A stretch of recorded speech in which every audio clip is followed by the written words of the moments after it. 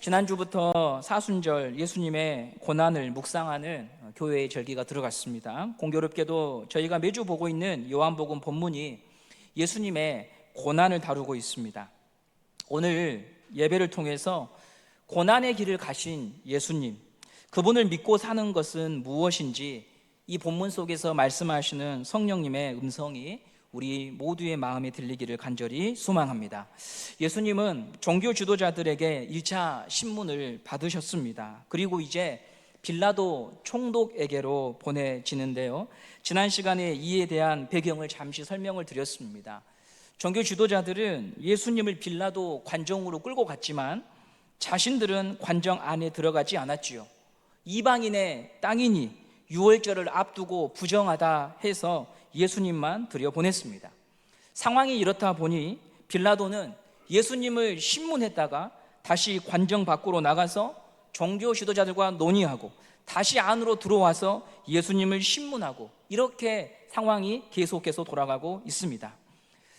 예수님을 신문했던 빌라도는 한 가지 결론에 이르게 됩니다. 예수에게 죄가 없구나. 그는 유대인들이 자신에게 예수를 잡아온 이유를 잘 알고 있었습니다. 예수를 시기하여 죽이려 했던 것, 그것 때문에 바로 이 예수가 오늘 이 자리에 있는 것을 알고 있었지요. 마가복음 15장 10절에 이렇게 기록이 되어 있습니다. 마가복음 15장 10절입니다. 시작. 이는 그가 대제사장들이 시기로 예수를 넘겨준 줄을 알미러라. 빌라도는 6월절이면 죄수 한 명을 특사로 풀어주는 전례를 이용해서 이 문제를 해결하려고 했지요. 그런데 유대인들은 전혀 다른 반응을 보였습니다. 예수가 아닌 바라바를 풀어달라. 거기까지가 지난 본문이었습니다. 빌라도는 고함을 치고 함성을 외치는 이 군중들을 달래고자 예수님을 매질합니다. 채찍을 이용해서 가시 면류관을 씌워서 그렇게 예수님을 매질해서요, 피투성이가 된 예수님을 군중 앞으로 끌고 나오죠. 요한복음 19장 4절을 말씀을 보도록 하겠습니다. 요한복음 19장 4절입니다. 시작. 빌라도가 다시 밖에 나가 말하되 보라, 이 사람을 데리고 너희에게 나아오니 이는 내가 그에게서 아무 죄도 찾지 못한 것을 너희로 알게 하려 함이로라 하더라. 빌라도는 이 예수가 죄가 없다는 것을 다시 한번 강조합니다. 그러니 이 정도로 내가 이 예수라고 하는 자를 혼을 내주었으니 여기서 마무리 짓자, 이게 빌라도의 의도였죠. 그러나 유대인들은 예수님을 십자가에 못 박아 죽이라고 다시 소리칩니다. 이런 속에서 빌라도는 결국 종교 지도자들이 그토록 원한 사형 판결을 내리게 됩니다. 그는 예수의 무죄를 확신했습니다. 그러나 결국 옳지 못한 일인 줄 알면서도 사형을 언도한 것입니다. 여기서 우리는 질문하게 되지요. 예수님의 무죄를 확신했음에도 징역형도 아니고 벌금형도 아니고 돌이킬 수 없는 사형이라고 하는 판결을 내린 이유가 무엇인가 하는 것입니다. 그 이유는 빌라도의 입장에서 총독이라고 하는 자리를 보존하기 위해서였습니다. 요한복음 19장 12절 말씀을 함께 보도록 하겠습니다. 시작. 이러함으로 빌라도가 예수를 놓으려고 힘썼으나 유대인들이 소리질러 이르되 이 사람을 놓으면 가이사의 충신이 아니니이다. 무릇 자기를 왕이라 하는 자는 가이사를 반역하는 것이니이다. 빌라도가 예수를 풀어주자고 할 때 유대인들이 외친 말입니다. 저 예수를 풀어주면, 자기가 왕이라고 말한 예수를 풀어주면 그것은 황제의 충신으로서는 할 수 없는 일이요, 황제에게 반역하는 일이요 라고 말하면서 빌라도가 가장 취약하게 여기고 있는, 약점으로 여기고 있는 부분들을 그들이 계속 집중적으로 공격하죠. 빌라도는 로마 정부가 황제가 임명한 감독관입니다. 당시 예수님이 살던 팔레스틴 지방은 헤롯 대왕이 죽고 난 이후에 그 대왕의 자녀 3명이 땅을 분할 통치했습니다. 여러분 지도를 보시면 보라색, 녹색, 분홍색 지역이 있습니다. 헤롯 대왕의 자녀들이 색깔별로 저 땅을 다스렸습니다. 오늘 사건의 중심이 되는 예루살렘은 아켈라오라고 하는 헤롯 대왕의 아들이 다스렸던 지역입니다. 이 팔레스틴 중부 지역을 그가 관할했었는데요, 아켈라오의 통치 방법은 대단히 강압적이었습니다. 이에 분노한 유대인들은 밀란을 통해서 분노를 표출했고 로마 정부에 계속해서 항의했습니다. 로마는 당시 사람들로서는 상상할 수 없는 방대한 영토를 다스렸습니다. 무력으로 굴복시킨 땅이 대부분이기 때문에 가장 신경 쓴 것이 무엇이었냐면 밀란입니다. 반란입니다. 작은 밀란이 들불처럼 번지면 제국의 통치가 위협받기 때문이죠. 그래서 항상 밀란이 발생하지 않도록 만전을 기하는 것이 로마 정부의 정책이었습니다. 한 가지 지도를 더 보시겠는데요. 이 지도의 주황색 부분이 로마가 당시 이 성경의 시대 때 다스렸던 땅입니다. 그리고 여러분 화살표를 보시면 이스라엘이 위치한 곳이 보일 것입니다. 가장 끄트머리에 있습니다. 제국의 경계선의 가장 끄트머리요. 이런 곳은 로마 정부의 영향력이 가장 미치기 먼 곳이고 어려운 곳이기 때문에 밀란의 위험성이 항상 많습니다. 그래서 로마 정부는 아켈라오 이 분봉왕을 폐위시켜 버립니다. 그가 다스리는 지역에서 밀란이 계속 일어나니까요. 그리고 파견한 사람이 총독이고 다섯 번째 총독이 바로 빌라도였던 것입니다. 그러므로 빌라도가 각별히 주의하고 신경 쓰려고 했던 부분은 예루살렘에서 소요가 발생하지 않는 것, 유대인들과 관계를 공고히 해서 로마 황제에게 호의적인 평가를 받아 더 높은 직책으로 승진한 후에 로마로 돌아가는 것이 그의 소망이고 꿈입니다. 이런 사정을 잘 알고 있었기에 유대인들은 빌라도의 욕망과 약점을 자극하며 압박하는 거죠. 빌라도를 향한 유대인의 협박은 효과적이었습니다. 예수님이 무죄임을 확신하고 확인했지만 총독의 자리가 위협받는 것이 두려워서 사형을 언도한 것입니다. 아마 그는 사형을 언도한 후에 돌아서면서 이렇게 말을 했을 겁니다. 어쩔 수 없었다. 그것이 최선의 선택이었다고 스스로를 위로했을 것입니다. 그렇다면 빌라도가 진리를 팔면서까지 지키고 싶어 했던 그 자리가 빌라도의 것이 되었을까요?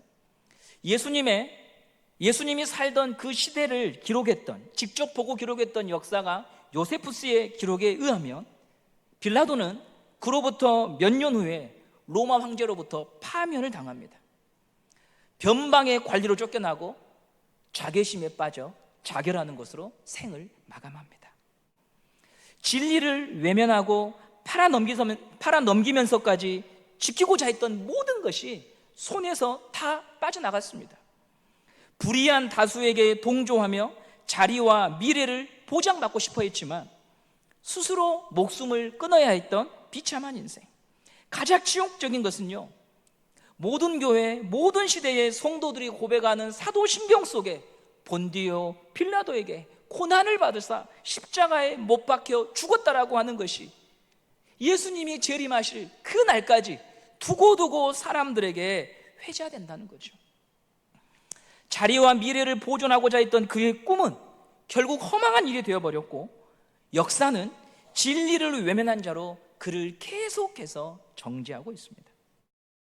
우리는 이 빌라도의 모습 속에서, 그리고 신문받고 있는 이 예수님과의 관계 속에서 무슨 교훈을 찾아야 될까, 이것을 고민하며 오늘 말씀을 듣고자 합니다. 월요일에 반가운 사람으로부터 연락이 왔습니다.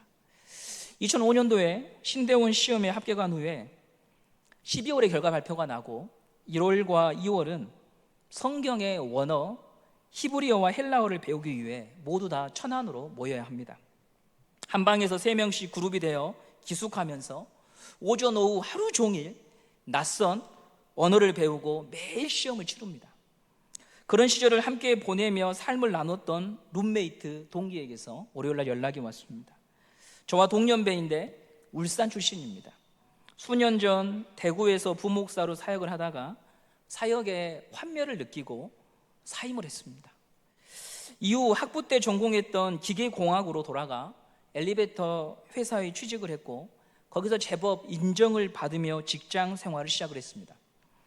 짧게 소식을 주고받으며 계속 지내다가 근 1년 만에 다시 통화를 하게 된 거죠. 그게 월요일입니다. 어떻게 지내냐고 제가 물었더니 놀고 있다고 하는 거예요. 그래서 그게 무슨 소리냐? 놀고 있다니. 직장에 출근을 하지 않느냐? 애가 둘 있거든요. 가정도 있고. 그래서 가정을 꾸리고 건사해야 될 텐데 논다는 말이 무슨 말이냐 하니까, 선웅아, 나 평생 먹고 살 만큼 돈 벌었다, 이렇게 말하는 거예요. 그게 또 뭔 소리냐? 그랬더니 주식 투자를 한 것 같아요. 코인 투자를 뭐 한 것 같아요.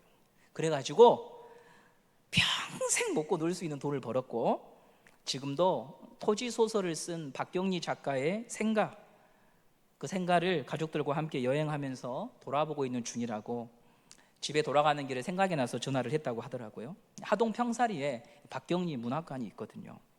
그것을 들렸다가 이제 집으로 가는 중에 저한테 전화를 한 거예요. 친구 이야기를 들으면서 여러분, 이런 생각이 들었어요. 나는 뭐 하고 있지? 나는 얼마 있지? 그런 생각이 들더라고요. 친구가 또 이런 말을 해요. 울산에 저희 동기 목사님이 또 계시는데, 그 목사님과 근거리에 있으니까 자주 만나는데, 그 목사님이 자기를 만나면 너무 힘들어한다는 거예요. 자기는 여유롭게 여기저기 주일마다 교회 바꿔서 다니고, 교인들 눈치 안 봐도 되고, 설교 걱정하지 않아도 되고, 돈 걱정하지 않아도 되는 자기 삶을 계속 이야기하니까 힘들게 목회하는 그 친구 목사님은 너무너무 힘들어한다는 거예요. 그래서 자기가 그분을 만나는 게 해가 되는 것 같아서 요즘은 잘 만나지 않고 있다고, 목사님께 내가 피해를 주고 있구나 생각해서 만남의 횟수를 줄이고 있다고. 무슨 말인지 알겠더라고요. 한 5분만 통화해도. 제가 바로 그 타격을 받고 있으니까요. 그날 제 마음에 여러 가지 생각이 밀려왔습니다. 어디에 투자했는가 묻고 싶었지만 묻지 않았습니다. 가장 본질적인 질문은 이런 거예요. 그럼에도 너는 그 길을 가려느냐? 너는 이 길을 끝까지 가려느냐? 이런 질문이 제 스스로에게 하나님으로부터 받은 질문이에요. 사무실에서 중고등부 설교를 준비하면서 제 마음이 정리되기 시작했는데요, 결론은 그 친구가 좀 저는 애석하게 느껴졌어요. 큰 재물을 얻은 것은 행운이죠. 인생의 특별한 기회입니다. 다만 거기서 그 친구가 자기도 모르게 영원한 소망을 찾고 있다는 것이 사실은 슬펐어요. 돈이 있으면 편안하지요. 든든하지요. 할 수 있는 일들이 얼마나 많아요. 목회자로서 바람은 우리 교회 성도님들이 돈 때문에 치이고 어려움 당하지 않고 사셨으면 참 좋겠어요. 그런데 돈은 돈일 뿐이지 하나님은 될 수가 없잖아요. 영원을 약속할 수는 없어요. 오늘이라도 하나님께서 저와 여러분에게 들숨과 날숨을 3분만 멈춰버리시면 우리는 모든 것을 그만두고 돌아가야 하는 것이 우리 인생 아니겠습니까? 요한복음을 묵상하면서 점점 제 마음의 생각들은 명확해지기 시작했는데요, 나도 빌라도의 처지구나. 빌라도처럼 선택해야 되는 가운데 내가 매일 살아가는구나. 진리 대신 주님께 마음을 둘 것인가, 아니면 자리와 미래를 약속하는 세상 강자들 거기에 내 삶을 맡길 것인가. 나도 빌라도처럼 오늘 관정에서 고민하는 사람이구나. 내가 빌라도구나. 여러분, 오늘 우리가 살아가는 현실이요, 빌라도와 똑같아요. 빌라도는 그러니까 못된 사람이 아니에요. 못난 사람이 아니에요. 그도요, 잘 살아보려고 했던 거죠. 문제 속에서 길을 찾으려고 그날 저녁에 발버둥 쳤던, 잠을 이루지 못했던 오늘 우리와 동일한 사람이었어요. 어쩌면 사도신경 속에 빌라도의 이름을 남겨놓은 이유는 빌라도를 비난하고 저주하라 이런 의미보다는 우리에게 교훈을 주기 위함인 것 같아요. 매 순간 선택해야 되는 기로에서 이름과 자리를 보존하기 위해 진리를 저버린 빌라도, 그의 선택이 가져온 결과가 어떠한지 선웅아 잊지 말아라. 이것을 깨닫게 하기 위한 하나님의 의도가 아닐까요? 빌라도는 자기 자신, 자기 자리, 자기의 것들을 진리보다 더 중요시 여겼죠. 그래서 진리를 버렸어요. 왜요? 두 가지는 함께 취할 수가 없거든요. 사랑의 대상, 믿음의 대상은 항상 하나이지 둘은 아닙니다. 하나를 취하면 하나는 놔야 되는 거예요. 진리는 하나거든요. 빌라도는 진리보다는 당장의 이익을 선택했어요. 그 선택이 앞날을, 미래를, 지위를 보장해 줄 것이라고 굳게 믿고 양심의 가책을 받았지만, 예수가 무죄인 것을 알았지만 진리를 택하기보다는 불의한 길을 가고 말았죠. 그런데 결말은 진리도 잃고 세상에서도 기댈 곳이 없는 자가 되었다는 것을 우리는 오늘 다시 보게 됩니다. 오늘 우리도 선택해야 되고요, 내일도 선택해야 됩니다. 매일 선택의 연속입니다. 중요한 것은 나의 선택이 영원을 보장할 수 있는 길인가를 물어야 합니다. 제가 친구와 통화한 후에 이런저런 질문 속에서 영원한 길 예수에 대한 마음을 더욱 집중하게 만든 것들은요, 동역자 된 오한나 권사님의 모친 정도인 집사님의 병세를 보면서 스스로 다시 묻게 되는 거예요. 순장방을 통해서 어제 알려드렸듯이 의학적으로는 어떤 시도도 해볼 수 없는 상황입니다. 어제 담임 목사님과 전도사님과 신방을 다녀왔는데요, 예배 중간중간에 복통과 구토로 화장실에 다녀오시는 굉장히 병이 깊은 상황이었어요. 저와 여러분의 노년이 그분과 다르다고 누가 말할 수 있어요? 종도임 집사님의 연세가 만으로 86세이세요. 어떤 분들은 그보다 더 일찍 하나님 앞에 가실 수 있어요. 어떤 분들은 더 오래 생존하실 수도 있겠지만 불과 10년 남으실 것입니다. 집사님과 가족들을 기도하고 지켜보며 다시 확인한 것은 무엇도 인생을 책임져 줄 수 있는 게 없다는 거죠. 건강이 인생을 책임져 주지 못해요. 재물도 마찬가지예요. 모든 것을 남겨놓고 가야 합니다. 최후까지. 그래도 내 죽음 옆에서 나를 돌봐주는 배우자도 자녀도 모진 내 인생의 고통을 대신해 줄 수 없고 책임져 줄 수 없다는 것은 마찬가지예요. 오직 우리 인생을 책임져 주실 분은 사람이 아닌 위로부터 온다는 것을 우리는 다시 보아야 하겠습니다. 예수님은 빌라도에게 신문을 받으십니다. 빌라도는요, 신문관으로서, 총독으로서 예수가 자기에게 고개를 숙이고 또한 도움을 호소하고 억울함을 말하거나 그런 것들을 기대한 것 같아요. 19장 9절 10절 말씀을 함께 보도록 하겠습니다. 시작. 다시 관정에 들어가서 예수께 말하되 너는 어디로부터냐 하되 예수께서 대답하여 주지 아니하시는지라. 빌라도가 이르되 내게 말하지 아니하느냐? 내가 너를 놓을 고난도 있고 십자가에 못 박을 고난도 있는 줄 알지 못하느냐? 예수님께서 빌라도의 질문에 크게 반응하지 않으니까, 대답이 시원찮으니까 빌라도가 야, 너 나 몰라? 내가 너를 죽일 수도 있고 살릴 수도 있는 사람이야. 나한테 좀 진실되게 예를 갖춰서 대답해봐. 이렇게 말하고 있어요. 예수님이 다시 말씀하십니다. 11절입니다. 시작. 예수께서 대답하시되 위에서 주지 아니하셨더라면 나를 해할 고난이 없었으리니 그러므로 나를 너에게 넘겨준 자의 죄는 더 크다 하시니라. 예수님의 말씀은 빌라도가 무엇을 오해하고 있는지, 잘못 믿고 있는지를 보여줍니다. 빌라도는 자신의 직책과 주어진 고난과 이 상황이 다 나의 통제 속에 있다고 믿고 있어요. 내 고난이야. 그러나 예수님은 11절에서 위에서 주지 아니하셨더라면 너는 아무것도 할 수 없어, 이렇게 말하는 거예요. 너의 것이라고 여기는 모든 것이 하나님의 것이라고 예수님이 빌라도에게 말해주고 있는 거예요.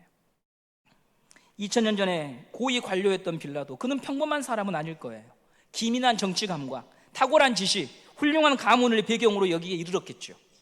다양한 경험도 했을 것이고요, 정세를 분석하고 계획하는 머리도 있습니다. 그런데 한 가지 무지한 것이 있어요. 이 세상에 나의 것이라고 주장할 수 있다는 것이 없더라. 정작 알아야 할 사실의 무지함으로 인하여 인생의 중요한 선택의 순간에 그는 빗나간 길을 걸어갔던 것입니다. 성도 여러분, 이 세상에 무엇보다 내 것이라고 주장할 수 있는 것이 내 자식 아닐까요? 남편과 아내가 사랑해서 낳았잖아요. 부모의 배를 빌려서 자식이 출산하잖아요. 날 때부터 먹이고 키웁니다. 가르칩니다. 얼마나 많은 시간을 보내고 함께 합니까?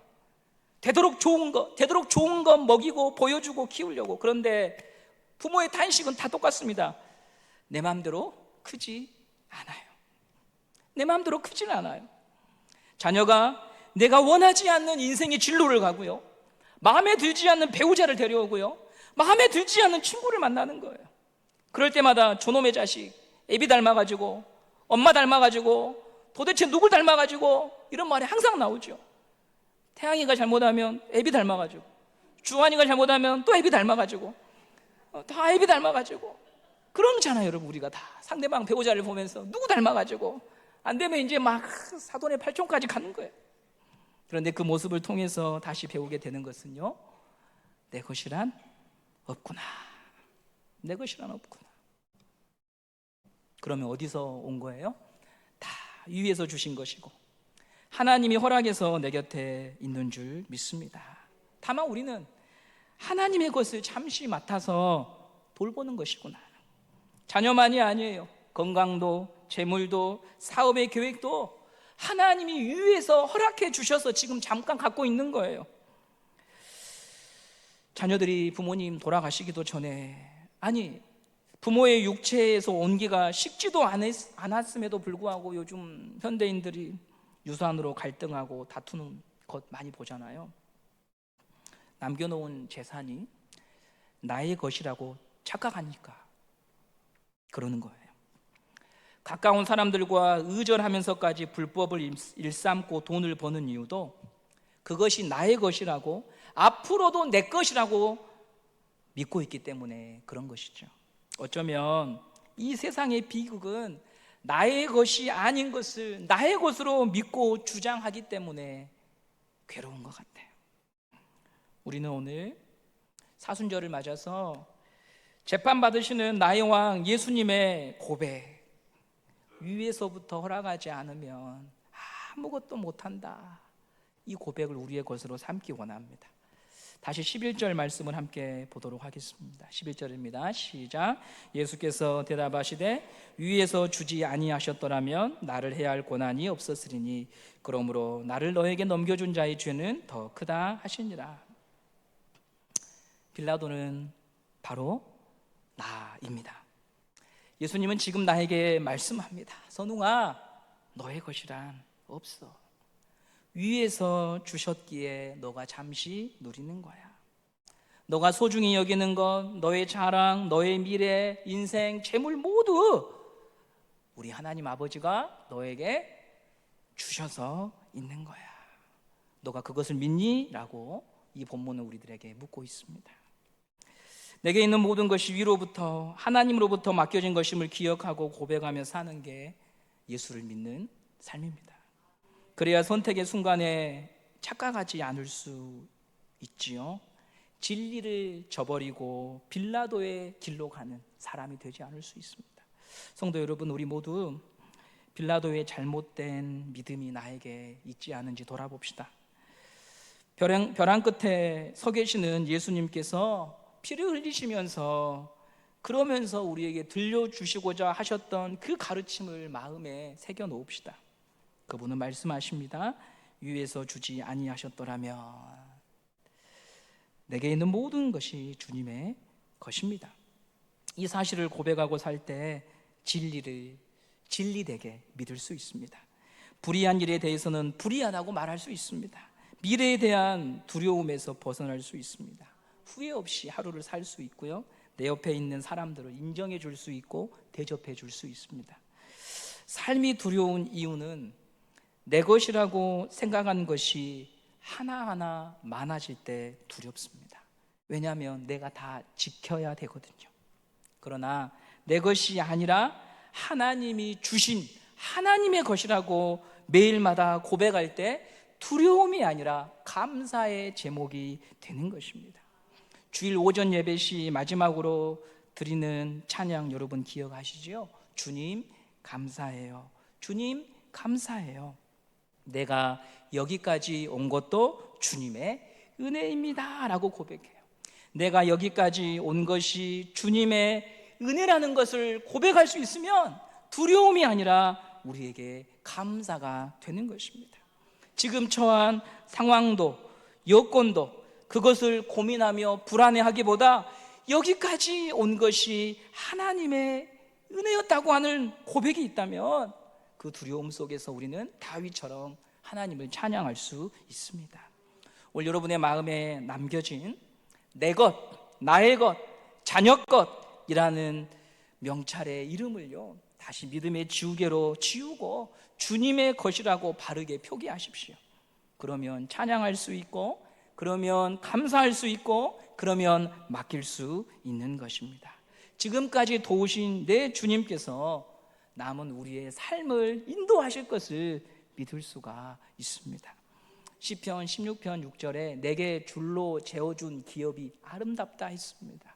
주님께서 우리에게 주실 때 줄로 재어서 주신대요. 정확하게 주신대요. 제가 청년들에게 불안해할 때마다 이 말을 많이 합니다. 야, 너무 불안해하지 마라. 네 것은 하나님이 챙겨주신다. 네 것이 아닌데 욕심 부리면 체한다. 먼저 그런 그릇이 될 수 있도록 노력해라. 그러면 하나님이 네 것은 주신다. 그게 배우자든 그게 직장이든 네 것이 아닌데 욕심내면 체한다. 우리에게 주어진 모든 것이 주님의 것임을 고백하고 감사와 찬양으로 또 하루를 살아가는 우리 모든 교우들 되시기를 간절히 소망합니다.